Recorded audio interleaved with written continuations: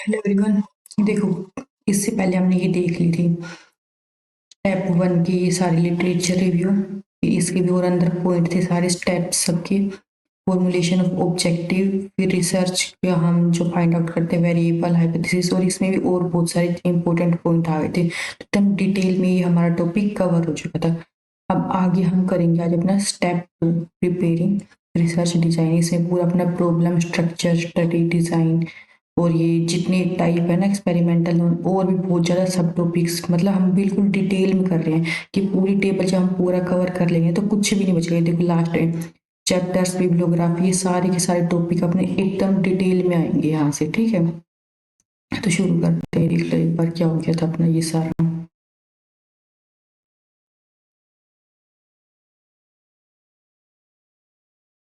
ऐसे हमने ना ये पूरा जो इसके एमसीक्यूज है ना इसी टॉपिक के बेस, वो हम पहले ही कवर कर चुके हैं। और आपने वो देख लिया ना, तो आप एक बार वो पहले जाके देख लो, फिर ये हो जाएगा कि एमसीक्यूज में थे कि मेरे को ये नहीं आ रहा तो मैं वो कर लेता हूँ पहले।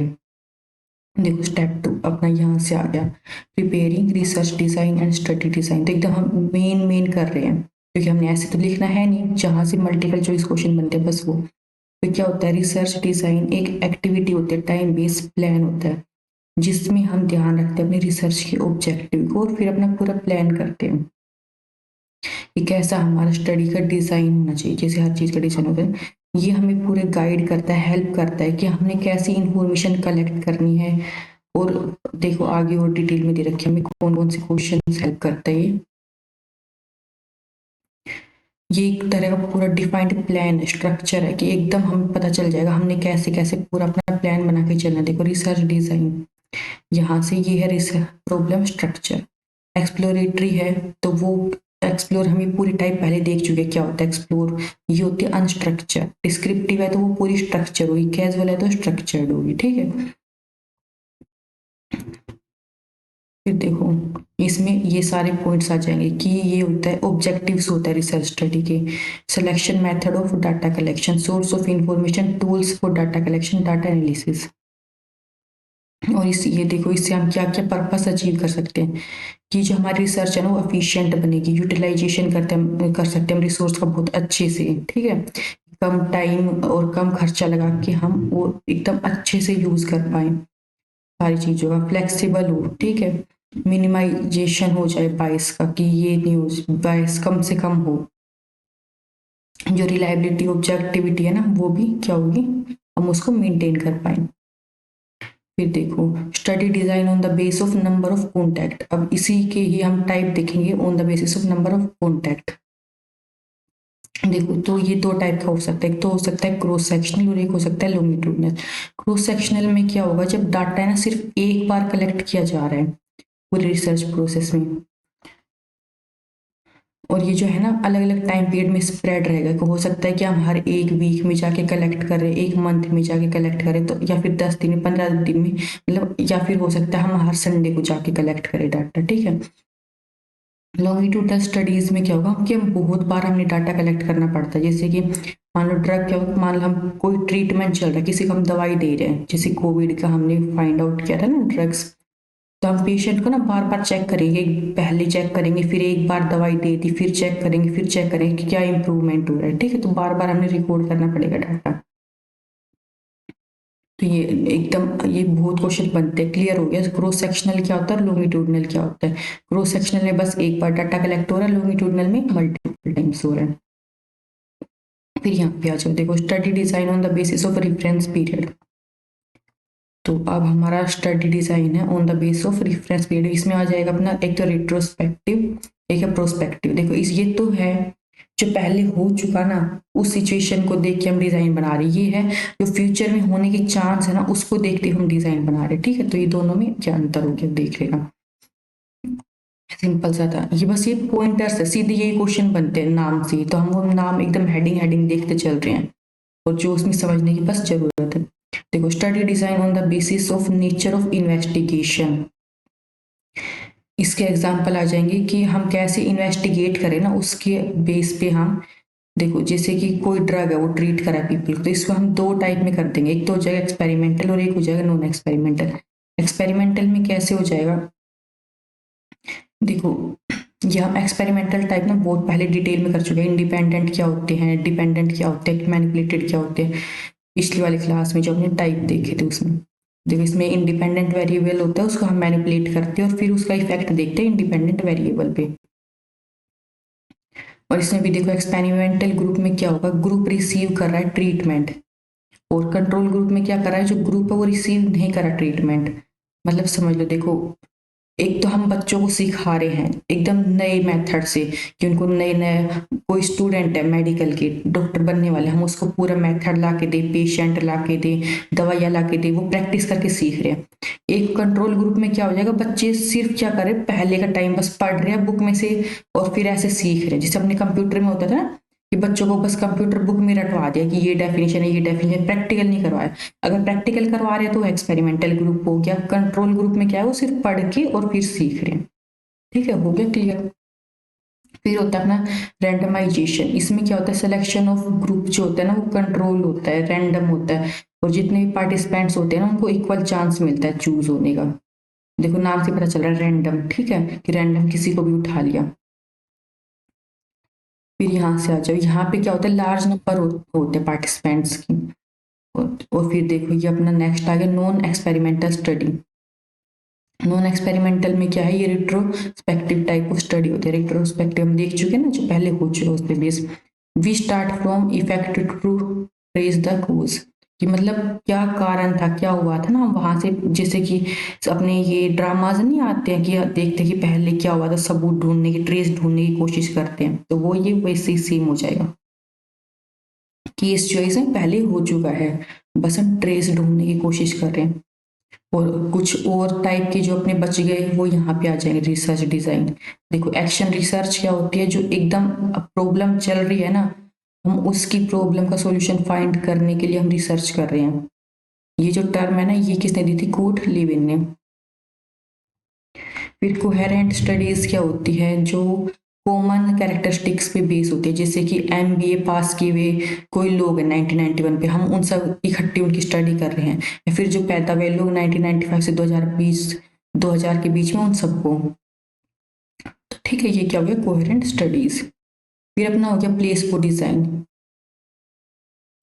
ये हम पिछली क्लास में टाइप में भी देख चुके हैं। प्लेसबो मतलब क्या होता है, देखो मान लो हमने किसी को फीवर था, ठीक है, मान लो बहुत सारे लोगों को फीवर है हॉस्पिटल में, हम कुछ लोगों को तो रियल दवाई दे रहे हैं फीवर की, कुछ लोगों को उसकी जगह सिर्फ मीठी गोली दे रहे हैं, किसी को कुछ भी नहीं दे रहे। फिर हम देखेंगे कि क्या फर्क पड़ रहा है। कुछ लोग सोचेंगे हाँ हमें तो दवाई मिल रही है, वो मीठी गोली खा के वो ठीक हो जाएंगे, तो हम स्टडी करेंगे कि हाँ ये गोलियां कितनी काम की थी जो हमने बनाई है बुखार ठीक करने की।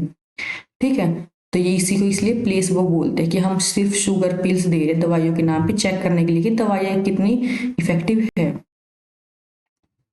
तीसरा स्टेप अपना आ गया, अब है developing data collection instrument, research instrument.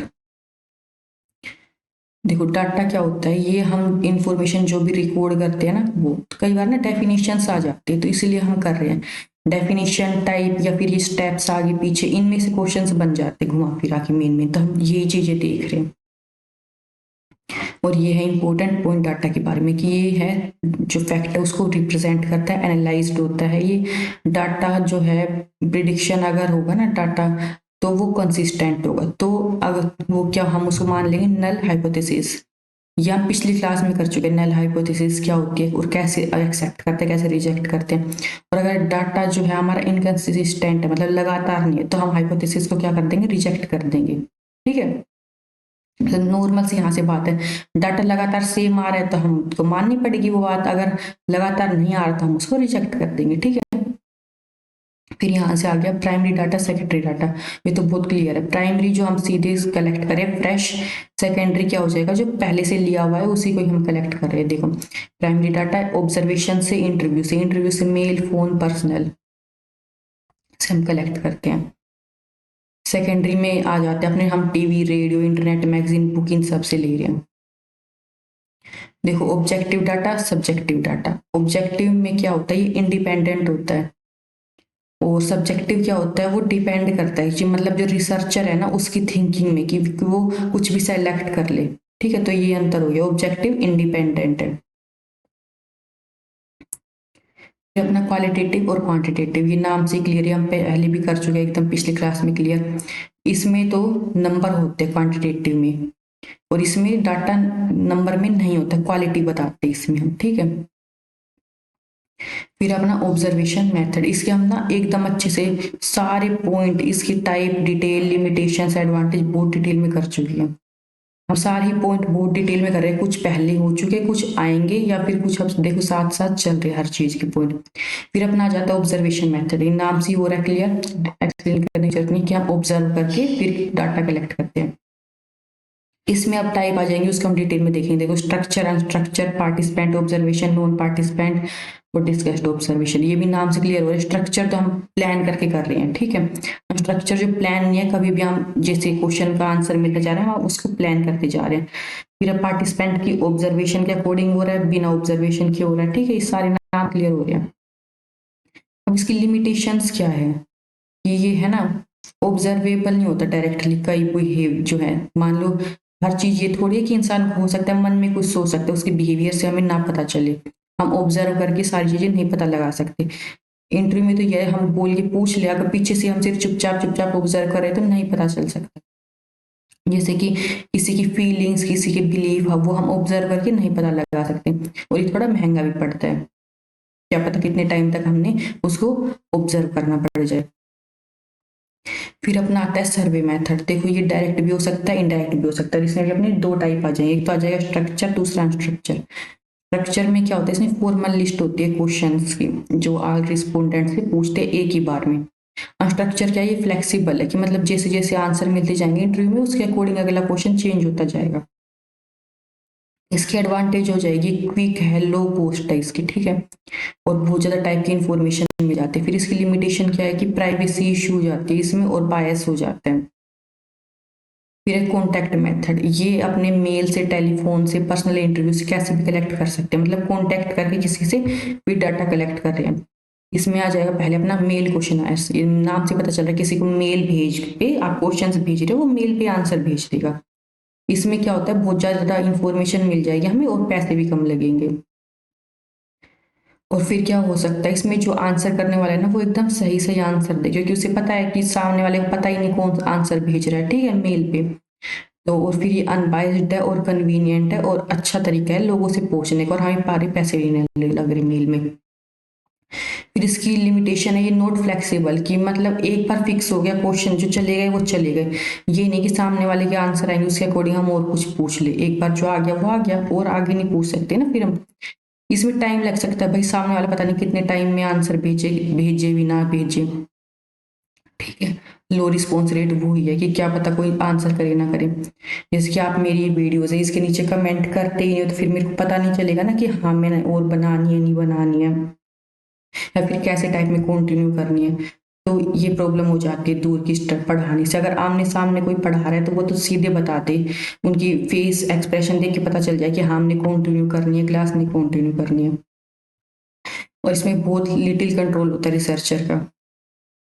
फिर टेलीफोनिक से, नाम से क्लियर हो रहे हैं कि टेलीफोन से इंटरव्यू हो रहा है, क्विक मेथड है, ग्रेट फ्लेक्सिबिलिटी है, कि भाई आप सामने वाले की बात सुन रहे हो उसके अकॉर्डिंग और क्वेश्चन चेंज कर सकते हो। इसमें ग्रेटर सैंपल कंट्रोल चाहिए होगा, हायर रिस्पॉन्स रेट है, कि आप फोन पे आराम से खूब सारी बातें कर सकते हो, और सामने वाला रिस्पॉन्स भी दे सकता है। लिमिटेशन क्या है, इसमें खर्चा ज्यादा आ जाएगा, प्राइवेसी इशू हो सकते हैं, और कंप्लीट स्टैंडर्डाइजेशन नहीं हो सकता, इसमें रॉन्ग एंट्री पॉसिबल हो सकती है। फिर अपना आगे पर्सनल इंटरव्यू, तो सबको पता है कि वेरी फ्लेक्सिबल है।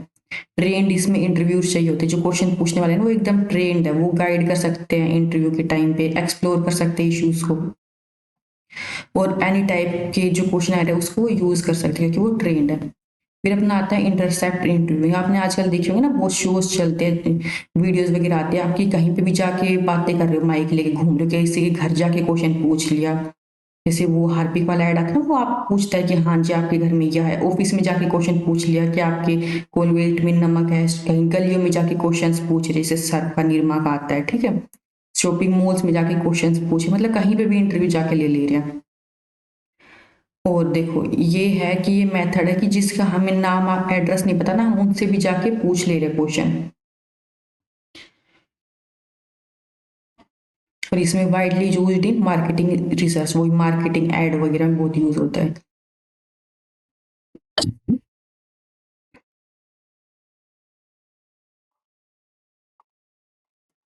फिर देखो इंटरव्यूअर जो है वो इंटरव्यू की कोऑपरेशन से काम कर सकता है। टाइम कंज्यूमिंग, बहुत टाइम लगेगा इसमें, क्योंकि फिक्स नहीं है ना हमने कितने लोगों से क्या क्या पूछना है। और इसमें जजमेंटल सैम्पलिंग भी हो सकती है कि हम अपने अकॉर्डिंग किसी को कट कर दे या फिर ऐड कर दे, ठीक है। फिर है लिमिटेशंस, क्योंकि हम देखो ये एडवर्टाइजमेंट से रिलेटेड है, तो हम जो पॉजिटिव रिव्यू दे रहे हैं वो तो हम दिखाएंगे ना, तो यहाँ पे जजमेंटल हो गया। लिमिटेशंस क्या हो जाएगी इसमें, बहुत ज्यादा एरर और बायस। बायस तो वही है कि हम तो अच्छा अच्छा ही दिखाएंगे ना। मानो 10 लोगों से हमने क्वेश्चन पूछ ली जाके, जो सिर्फ हमारे बारे में अच्छे बोल रहे थे हम वही जाके दिखा देंगे।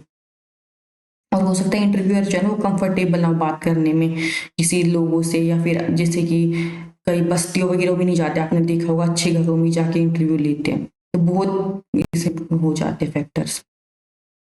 फिर अपने फोकस ग्रुप इंटरव्यूइंग, इसमें कि एक ग्रुप है अपना 6 से 10 लोगों के बीच में, वो कुछ घंटों के लिए उनको बुला के हम इंटरव्यू करते हैं। जो मीटिंग होती है एक अच्छे से प्लेजेंट एक प्लेस होती है, उसमें रिफ्रेशमेंट वगैरह दिया जाता है कि अच्छे से एकदम रिलैक्स एनवायरनमेंट बन जाए। मॉडरेटर जो होता है ना उसको ऑब्जेक्टिविटी नॉलेज की जब वो जरूरत होती है इसमें। और फिर क्या होता है, मॉडरेटर स्टार्ट करता है एकदम ब्रॉड क्वेश्चन से, फिर धीरे धीरे धीरे धीरे डीप क्वेश्चन पे जाना शुरू करता है। फिर help determine the subject on which question should be asked in later, मतलब धीरे धीरे वो बाद में और इंपॉर्टेंट क्वेश्चन पूछते चले जाएंगे। और जो कमेंट्स है ना वो रिकॉर्ड करते जाएंगे, नोट टेकिंग, एक पेज में पेन पे साथ साथ क्वेश्चंस मेन मेन पॉइंट लिखते जा रहे हैं। इसकी लिमिटेशंस क्या है कि बहुत एक्सपेंसिव हो सकता है। और ग्रुप इंटरव्यूज जो है ना वो स्टडीज किए जाते हैं स्मॉल साइज पे। और पॉसिबिलिटी है कि इंटरव्यूअर जो बायस हो जाए। फिर अपना construction of a research tool question, question simple है कि इसमें बहुत सारे क्वेश्चंस होंगे, लिस्ट है क्वेश्चंस की, और उससे रिलेटेड आंसर पूछे जाएंगे। देखो क्वेश्चन आर के कॉन्सेप्ट टाइप, इसमें सेट ऑफ क्वेश्चंस है, 3 बेसिक टाइप आ जाएंगे। तो क्लोज एंडेड, इसमें क्या है, इसमें मल्टीपल चॉइस क्वेश्चंस होंगे, मतलब क्लोज एंड है कि हाँ जो बस ऑप्शन दे दिया उसी में से आपने सेलेक्ट करना है कि ये हो सकता है। और ये क्या होगा, आराम से हम कंप्यूटर में डाटा सेलेक्ट फीड करके फटाफट से रिस्पॉन्स और चेक कर सकते हैं। ओपन एंडेड में क्या होगा, पूरा लिखना पड़ेगा अपने खुद के वर्ड्स में, और आप खाली भी छोड़ सकते हो अगर आपने नहीं लिखना तो, ठीक है। कंबाइंड में क्या होगा, दोनों टाइप के क्वेश्चन होंगे, लिखने वाले भी और ऑप्शन वाले भी। ये अपने नेक्स्ट अब आ जाएगा सेलेक्टिंग सैंपल स्टेप 4। तो यहाँ पे हम ये करेंगे अपने, देखो सैम्पलिंग के टाइप वगैरह ये हम अपने अब नेक्स्ट वीडियो में करेंगे अच्छे से। हम छोटे छोटे पार्ट में इसलिए कर रहे हैं ना क्योंकि फिर ये बहुत बड़ा हो जाएगा। तो आपको जैसे जो भी पार्ट चाहिए ना आप फटाक से वही निकाल के सीधे जिसे प्रॉब्लम है वही देख लो और एक बार रिवाइज कर लो। तो मिलते हैं अपने नेक्स्ट वीडियो में। अगर आपने सब्सक्राइब नहीं किया तो प्लीज सब्सक्राइब कर दो और अपने फ्रेंड्स को शेयर कर दो ताकि उनकी भी हेल्प हो जाए।